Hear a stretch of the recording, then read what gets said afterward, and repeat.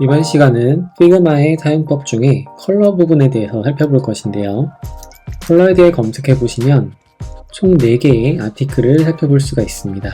관련 내용들을 하나씩 살펴보면서 피그마에서 컬러와 스타일을 정리하는 부분을 이야기해 보도록 하죠.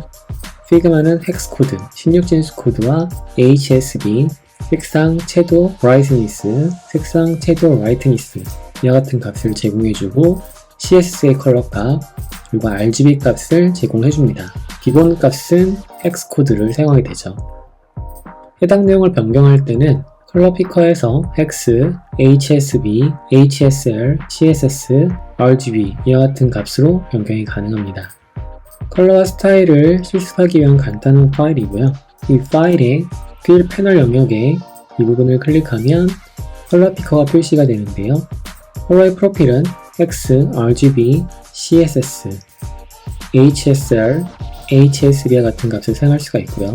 웹 개발자의 경우는 CSS 값을 사용해서 특정한 영역에 색상 정보와 명도, 채도 정보, 그리고 알파 값 정보를 RGB의 값으로 복사 붙여넣기 할 수가 있습니다. 또는 헥스코드가 일반적으로 많이 사용되니까 헥스코드를 사용한 다음에 해당 코드 값을 가져다 사용할 수가 있게 되겠죠. 두 번째로 알아볼 내용은 컬러 피커에서 페인트를 적용하는 방법인데요. 해당 방법의 내용은 아래쪽에서 살펴볼 수 있는 것처럼 첫 번째 부분에서는 솔리드, 단일면 색상이고 리니어는 그레디언트를 그릴 때 레디얼, 앵귤러, 다이아몬드 모두 그레디언트를 그릴 때 사용합니다. 이미지는 앞선 영상에서 보신 것처럼 어떤 쉐입에 이미지가 채워지면 이미지 부분이 활성화되겠죠. 두 번째는 블렌드 모드입니다. 혼합 모드를 사용할 때 노멀 모드, 다큰, 멀티플라이, 컬러 버닝 모드, 즉 감산 혼합이고요. 라이튼, 스크린, 컬러 다치, 가산 혼합 모드를 적용할 때 그 외에 오버레이, 소프트 라이트, 하드 라이트, 겹쳐진 면이 밝게 빛나는 부분의 영역 처리할 때 이와 같은 블렌드 모드를 사용할 수가 있습니다. 아마 포토샵을 사용해 보신 분들은 많이 접했을 그런 메뉴라 보시면 되겠고요. 컬러를 선택하는 컬러 피커 영역이고 4번에서는 아이 드로퍼 툴, 스포이드 툴이죠.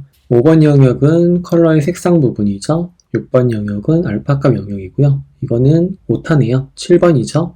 앞서 살펴본 것처럼 컬러의 프로필 부분을 변경할 때 사용합니다. 8번의 경우는 현재 도큐멘트 또는 팀 도큐멘트에 있는 어떤 스타일에 대한 픽업되어 있는 부분에 대한 리스트를 화면 선택이 가능한 것이죠.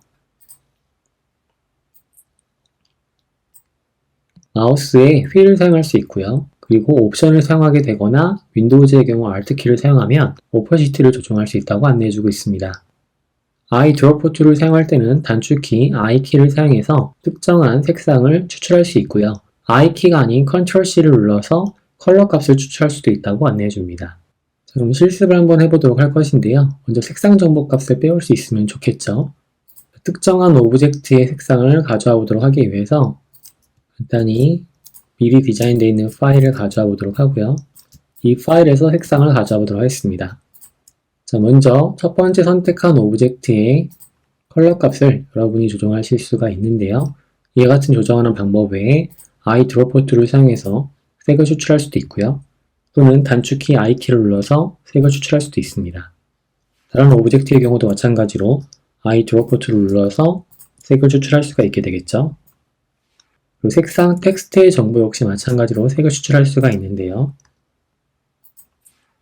색을 변경하실 때는 마우스의 휠을 사용해서 색상 정보 값을 변경할 수 있고요.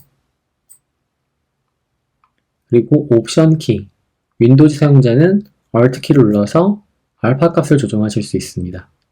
지금 휠을 움직였을 때 알파 값 조정되는 게 보여지죠?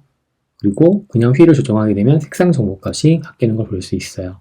이와 같이 설정하게 되면 현재 도큐멘트에 사용된 컬러 값들을 리스트업으로 뿌려주게 되고요. 먼저 번에 가져왔던 것을 지운 다음에 특정 오브젝트를 선택했을 때 현재 도큐멘트에 사용된 컬러 값들을 확인할 수가 있는 것이죠. 그럼 현재 문서에 사용된 컬러 중에 동일한 색상을 바로 선택할 수가 있다고 봐주시면 되겠습니다. 이렇게 사용된 색상을 재사용할 때 매번 그 컬러를 사용하는 것은 다소 불편하기 때문에 색을 손쉽게 사용할 수 있도록 컬러 스타일을 등록할 수 있습니다. 컬러 스타일을 등록할 때는 필 패널 옆에 있는 이 부분의 아이콘을 클릭하시고 새로운 컬러 스타일을 등록할 수가 있는데요. 등록되는 색상의 정보값을 이름을 지어줘야 돼요. 해당 색상의 정보값은 테라코타라고 하는 이름값을 가지고 있네요.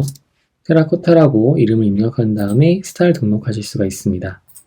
그 외에도 각각의 이름값들을 검색하신 다음에 새로운 색상을 컬러 스타일로 등록을 하고 스타일을 등록할 수가 있게 되겠죠. 새로운 색상을 스타일 등록을 합니다. 자, 그러면 현재 문서에서 컬러 스타일 값으로 3가지가 등록이 됐고요. 다른 쉐입을 그려보도록 하겠습니다. 스타 쉐입을 그려보는데 3개의 쉐입을 그리고요. 이 쉐입의 경우를 배치를 시킨 다음에 색상값을 적용해 보도록 하겠습니다. 일반적으로 I키를 눌러 색을 선택할 수 있지만 이렇게 선택된 색상값은 그냥 색상이기 때문에 스타일에 등록되어 있는 색을 사용할 경우 유지보수가 매우 편리합니다. 다음과 같이 스타일을 등록해 주고요. 이 편리함을 처리하려면 스타일을 바꿔보면 되는데요. 이 값을 수정하실 수 있습니다. 값을 수정하게 되면 일괄적으로 색이 변경되는 게 보이죠? 휠을 사용해 색을 바꿔볼 수도 있겠고요. 그리고 채도나 명도를 조정할 수도 있겠습니다. 또는 옵션 키, 그리고 윈도우즈는 Alt 키를 눌러서 오퍼시티 값을 조정할 수도 있겠죠. 그러면 연결되어 있는 색상이 모두 변경이 되고요. 다른 색을 변경해 볼 수도 있는데 이 부분에 대한 색상 값을 원하는 색으로 바꿔줄 수가 있게 되겠죠. 세 번째 살펴볼 내용은 View and Adjust Colors Inner Mixed Selection인데요. 혼합되어 있는 선택 영역에 대한 컬러에 대한 색상 정보값 등을 볼 수 있는 것이죠. 선택된 영역에 컬러가 포함된 것은 Fill, Stroke, Solid Color, Gradient 또는 Boolean 그룹 등이 되겠습니다. 하지만 이미지나 감춰져 있는 Hidden Fill 또는 마스크 영역은 보여지지 않는다고 안내해주고 있어요. 현재 오브젝트의 컬러 정보를 가지고 있는 프레임을 선택한 다음에 Selection, Colors를 보게 되면 이 영역에 사용된 색상 정보를 한 번에 볼 수 있습니다. 그리고 컬러를 다른 형태의 컬러 값으로 바꿔치기 할 수도 있겠고요. 또는 연결되어 있는 색상의 스타일 값을 해제한 다음에 다른 색으로 변경하실 수도 있습니다. 이렇게 선택된 영역에 대한 색을 일괄적으로 바꿀 수 있기 때문에 컬러에 대한 관리가 피그마에서 매우 편리하다는 것을 알 수 있는 것이죠. 마지막으로 페인트 컬러 스타일 부분인데요. 이 부분은 이미 우리가 살펴봤습니다. 컬러의 스타일을 등록해 놓으면 얼마나 편리한지를 살펴볼 수 있었죠. 그리고 셀렉션 영역에 대한 컬러 값을 일괄적으로 관리할 때도 매우 유용하다는 사실을 알 수 있었습니다. 이번 시간에 살펴본 피그마의 내용은 모두 컬러에 관련된 것이고요. 스타일을 통해서 컬러를 일괄적으로 관리할 수 있는 부분의 툴 테크닉 내용을 정리해 봤습니다.